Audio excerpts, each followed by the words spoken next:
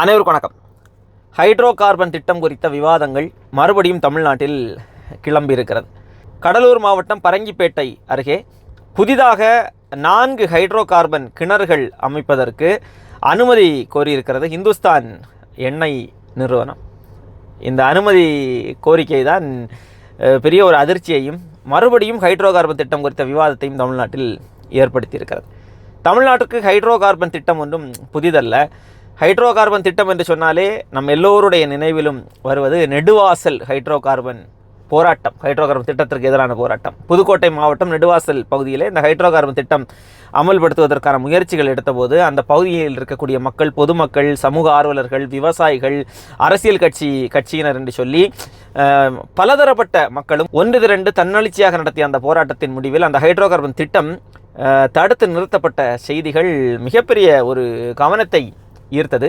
அந்த Neduvasal hydro carbon போராட்டம் நடந்த அந்த காலகட்டத்தில் தான் இந்த ஹைட்ரோ கார்பன் திட்டம் குறித்த மிகப்பெரிய ஒரு விழிப்புணர்வு ஒட்டுமொத்த தமிழ்நாட்டு மக்களுக்கும் பரவலாக ஏற்பட்டது என்று நம்ம சொல்லலாம். இந்த ஹைட்ரோ கார்பன் திட்டம் நிறுவப்படுவதன் மூலமாக இப்போ வேளாண் நிலத்தில் நிறுவப்பட்டால் அதன் மூலமாக வரக்கூடிய பாதிப்புகள், கடற்கரை பரப்புகளில் நிறுவப்பட்டால் அதன் மூலமாக வரக்கூடிய பாதிப்புகள் என்று சொல்லி இது எண்ணற்ற பாதிப்புகளை ஏற்படுத்தக்கூடிய ஒரு திட்டமாக இந்த ஹைட்ரோ கார்பன் திட்டம் பார்க்கப்பட்டதற்கு முக்கியமான ஒரு காரணமாக இந்த நெடுவாசல் போராட்டத்தை நம்ம சொல்லலாம். அப்போ அந்த நெடுவாசல் போராட்டத்திற்கு பிறகு இந்த எண்ணெய் நிறுவனங்கள் எப்போது வேண்டுமானாலும் இந்த ஹைட்ரோ கார்பன் திட்டத்தை அமல்படுத்துவதற்கான முயற்சிகளில் ஈடுபடலாம் என்கிற ஒரு எதிர்பார்ப்பு தொடர்ந்து இருந்த வண்ணமே தான் இருந்தது. ஒரு எதிர்பார்ப்பு இல்லை, ஒரு எச்சரிக்கையோடு கூடிய ஒரு எதிர்பார்ப்பு என்று சொல்லலாம். அப்படித்தான் தமிழ்நாடு கடந்த சில ஆண்டுகளாகவே இருந்து வந்தது. திமுக ஆட்சியிலும் சரி, அதிமுக ஆட்சியிலும் சரி பல்வேறு முயற்சிகளை இந்த எண்ணெய் நிறுவனங்கள் இந்த ஹைட்ரோ கார்பன் திட்டத்தை நிறைவேற்றுவதற்கு மேற்கொண்டு வந்தார்கள். ஒவ்வொரு முறையும் அவர்கள் இந்த முயற்சிகளை மேற்கொள்கிற போது அந்த முயற்சிகள் அத்தனையும் எப்படி தடுத்து நிறுத்தப்படும் என்றால் மக்களுடைய போராட்டத்தின் விளைவாகத்தான் தடுத்து நிறுத்தப்படும். மக்கள் மத்தியிலே ஒரு எதிர்ப்பு கிளம்புகிறது, மிகப்பெரிய ஒரு கிளர்ச்சி ஏற்படுகிறது என்கிற செய்தி அறிந்ததும் ஏற்கனவே இந்த திமுக அரசும் சரி, அதிமுக அரசும் சரி இவங்க இந்த திட்டத்திற்கு அனுமதி கொடுத்தோம் என்றால் மக்கள் மத்தியிலே மிகப்பெரிய எதிர்ப்பு நமக்கு ஏற்படும், அதன் மூலமாக வாக்குகளை நாம் இழக்க நேரிடும் என்கிற ஒரு அச்சம் ஏற்பட்டது. என்ன செய்வாங்க அப்படின்னா இந்த திட்டத்திற்கு தற்காலிகமாக அந்த திட்டத்திற்கான அனுமதியை கொடுக்காமல் அதை கிடப்பில் போடுவாங்க. இப்படி தான் இருந்து வந்தது. இப்போது மறுபடியும் 4 புதிய கிணறுகளுக்கு அனுமதி கோரப்பட்டிருக்கிறது. நாட்டின் வளர்ச்சிக்கு இந்த ஹைட்ரோ கார்பன் திட்டம் தேவைதானே? பெட்ரோல், டீசல், எரிவாயுக்கள் எல்லாம் தேவைதானே? சமையல் பண்ணுறதுக்கு கேஸ் எல்லாம் நமக்கு தேவைதானே? இப்படி இந்த திட்டத்தை எல்லாம் எதிர்த்தால் எப்படி நம்ம சமைக்கிறது? எப்படி நம்ம நாடு எப்படி வளர்ச்சி பாதைக்கு செல்வது? இன்னும் எத்தனை காலத்திற்கு தான் நம்ம இன்னொரு நாட்டை சார்ந்தே இருப்பது என்கிற வாதங்கள் எல்லாம் முன்வைக்கப்படும். இன்னொரு நாட்டை சார்ந்து நாம் இருக்க வேண்டும் என்றெல்லாம் நம்ம சொல்லவே இல்லை.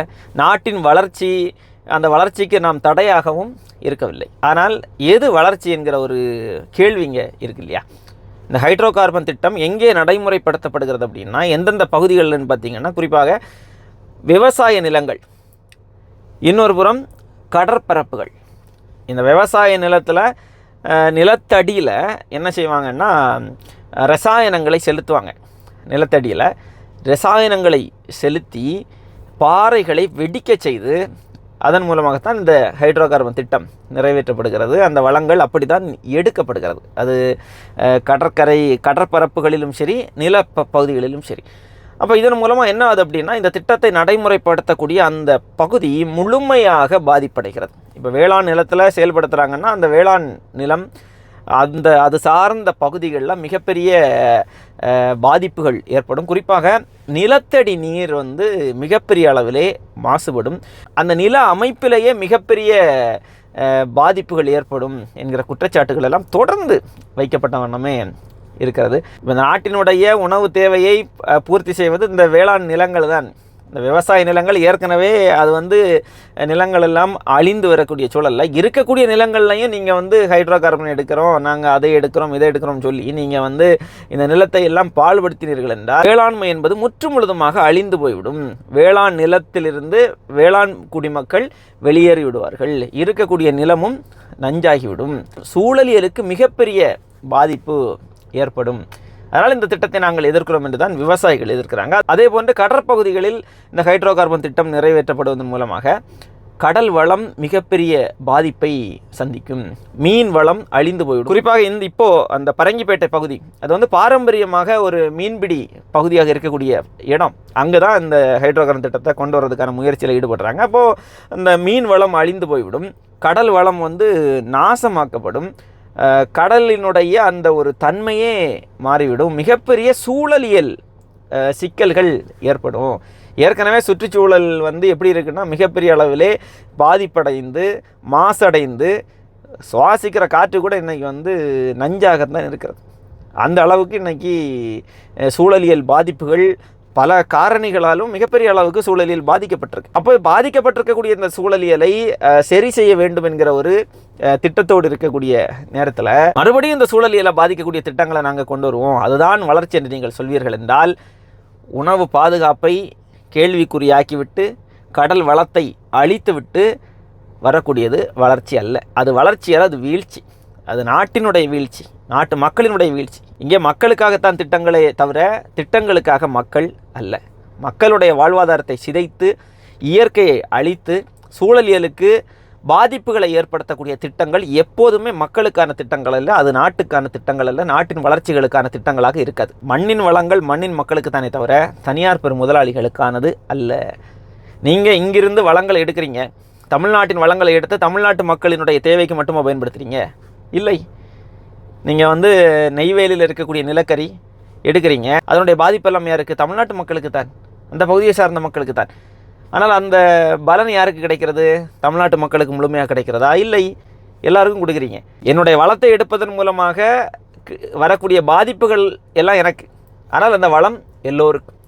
கூடங்குளத்தில் அணு உலை வச்சிங்க, அந்த அணு உலையின் மூலமாக வரக்கூடிய பாதிப்புகள் அத்தனையும் எங்களுக்கு, ஆனால் அணு உலையிலிருந்து வரக்கூடிய மின்சாரம் எல்லோருக்கும் செல்கிறது. கூடங்குளத்தில் மின்சாரம் வருதான்னு நீங்கள் கேட்கக்கூடாது, அது வேறு தலைப்பு, அதை நம்ம விவாதிப்போம். இப்போ இந்த ஹைட்ரோ கார்பன் திட்டம் இப்படி வேளாண் நிலத்தையும் கடற்பகுதிகளையும் அழித்துவிட்டு சூழலியலை பாதிக்கக்கூடிய திட்டங்கள் எல்லாம் ஒதுக்கி வச்சுக்கிட்டு அதற்கு மாற்றாக சூழலியலுக்கு எந்தவித பாதிப்பும் ஏற்படுத்தாத வண்ணம் மாற்று வழிகளை நீங்கள் வந்து ஊக்குவீங்க. மாற்று திட்டங்கள் இருக்குது, நிறைய திட்டங்கள் இருக்கிறது. உலகம் முழுக்க இருக்கக்கூடிய பல நாடுகளும் இந்த சூழலியல் பாதிப்புகளை எல்லாம் கவனத்தில் கொண்டு வந்து ஒவ்வொன்றுக்கும் மாற்றாக மாற்று திட்டங்களை முன் வச்சுட்டு போயிட்டுருக்கிறாங்க. அப்போ நீங்கள் இன்னமும் அந்த பாதிப்பை ஏற்படுத்தக்கூடிய திட்டங்களையே வச்சுட்டு நாங்கள் வந்து அதுதான் வளர்ச்சின்னு சொல்லிட்டு இருப்போம்னா அதை ஒருபோதும் தமிழ்நாடு ஏற்காது.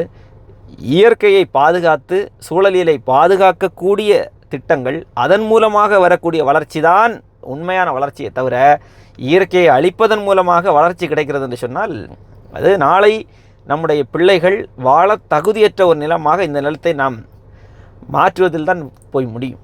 அதுதான் நடந்து கொண்டிருக்கிறது. அது இனியும் தொடரக்கூடாது. இந்த ஹைட்ரோ கார்பன் திட்டத்திற்கு எதிராக நாம் எல்லோரும் ஓரணியில் நின்று நம்முடைய எதிர்ப்புகளை தெரிவிக்க வேண்டும்.